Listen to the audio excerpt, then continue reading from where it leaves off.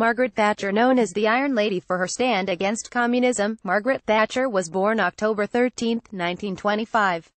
She became the first woman Prime Minister of the United Kingdom at a time when England's government was facing bankruptcy, unemployment was on the rise, and there were conflicts with labour unions. Margaret Thatcher successfully turned the country around by cutting social welfare programs, reducing trade union power and privatizing several industries. On February 5, 1996, while traveling through New York City, Margaret Thatcher had an interview with Joseph A. Cannon, printed in Human Events. Offering advice to America, Margaret Thatcher explained biblical basis affects one's whole view, attitude and outlook. The notion of human rights comes from the sanctity on the individual. The Decalogue, 10 Commandments, are addressed to each and every person. This is the origin of our common humanity and of the sanctity of the individual. Each one has a duty to try to carry out those commandments. You don't get that in any other political creed. She continued, it isn't merely about democracy and liberty. It is personal liberty with personal responsibility. Responsibility to your parents, to your children, to your God. This really binds us together in a way that nothing else does. If you accept freedom, you've got to have principles about the responsibility. You can't do this without a biblical foundation. Prime Minister Thatcher went on. Your founding fathers came over with that. They came over with the doctrines of the New Testament as well as the Old. They looked after one another, not only as a matter of necessity, but as a matter of duty to their God. There is no other country in the world which started that way. She spoke further today. People are trying democracy, but they look at it as a philosophy or political pattern, without understanding its roots. I'm afraid democracy's fundamental religious roots are weakening. There are some countries, fortunately, kept alive by faithful people, but even they are tending to weaken. Regarding education, Margaret Thatcher stated, in the British system, children are taught Christianity. They are taught of faith in school. It is a compulsory subject. In my day, the schools were places where children learned the great hymns which stayed them the rest of their lives. Hymns, prayers, Bible readings. It is really all locked together. These things pass into our bloodstreams. Even if your parents are not practicing Christians, or Jews, or what have you. It is important that people realize that history is an enormous, great and wonderful story of the fantastic efforts of man in the face of great diversity. By looking at history this way, you see that man never lost faith, no matter how terrible things were.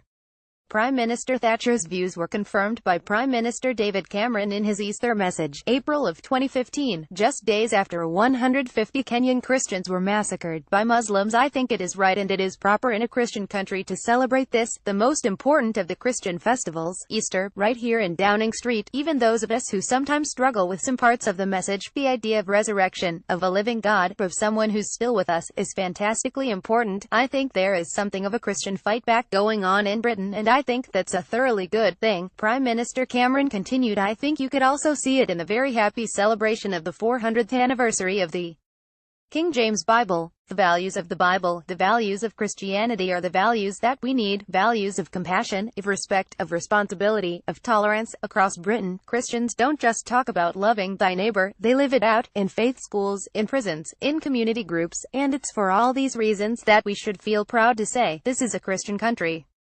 Yes, we are a nation that embraces, welcomes and accepts all faiths and none, but we are still a Christian country. And as a Christian country, our responsibilities don't end there. Cameron concluded, we have a duty to speak out about the persecution of Christians around the world too. It is truly shocking to know that, in 2015 there are still Christians being threatened, tortured, even killed, because of their faith, from Egypt to Nigeria, Libya to North Korea.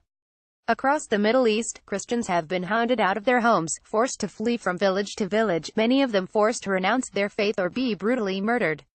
To all those brave Christians in Iraq and Syria who are practicing their faith, or sheltering others, we must say, we stand with you. Margaret Thatcher stated, regarding the breakup of natural marriage today, I am particularly concerned about the number of marriages that break up, and about the numbers of children that are born to single mothers.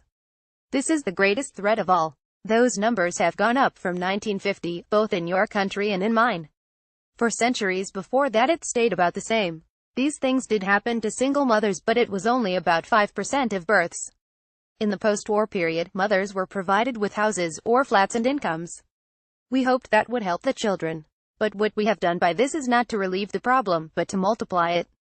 Today, 30% of children in your country and mine are born to single mothers, Margaret Thatcher added. We also find that the criminality factor is much higher in children with single mothers, for the reason that they've never been brought up against a stable background with a supportive environment.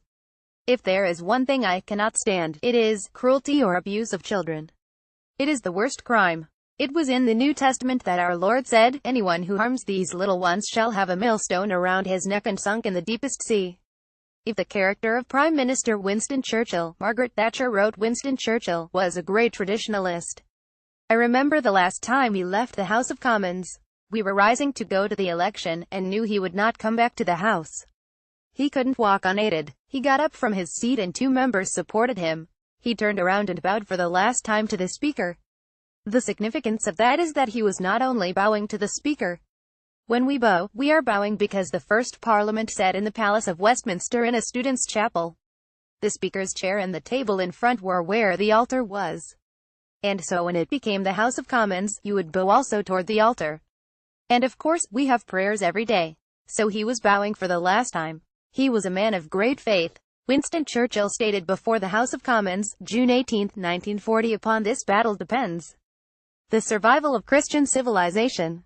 If we fail, then the whole world, including the United States, including all that we have known and cared for, will sink into the abyss of a new dark age made more sinister, and perhaps more protracted, by the lights of perverted science. Let us therefore brace ourselves to our duties, and so bear ourselves that, if the British Empire and its Commonwealth last for 1,000 years, men will still say, this was their finest hour."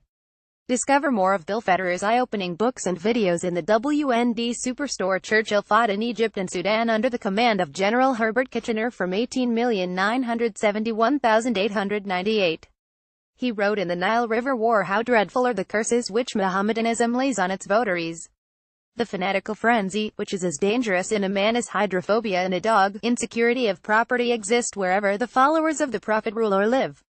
In Mohammedan law every woman must belong to some man as his absolute property, either as a child, a wife, or a concubine. Individual Muslims may show splendid qualities, but the influence of the religion paralyzes the social development of those who follow it. No stronger retrograde force exists in the world. Mohammedanism is a militant and proselytizing faith. It has already spread throughout Central Africa, raising fearless warriors at every step, and were it not that Christianity is sheltered in the strong arms of science, the science against which it had vainly struggled, the civilization of modern Europe might fall, as fell the civilization of ancient Rome." Regarding political attacks upon her, Margaret Thatcher stated, "I always cheer up immensely if an attack is particularly wounding, because I think, well, if they attack one personally, it means they have not a single political argument left." Margaret Thatcher stated about Israel, "We have to remember that the Jewish people never, ever lost their faith in the face of all the persecution, and as a result have come to have their own promised land and to have Jerusalem as a capital city again." Brought to you by AmericanMinute.com. Discover more of Bill Federer's eye-opening books and videos in the WND Superstore.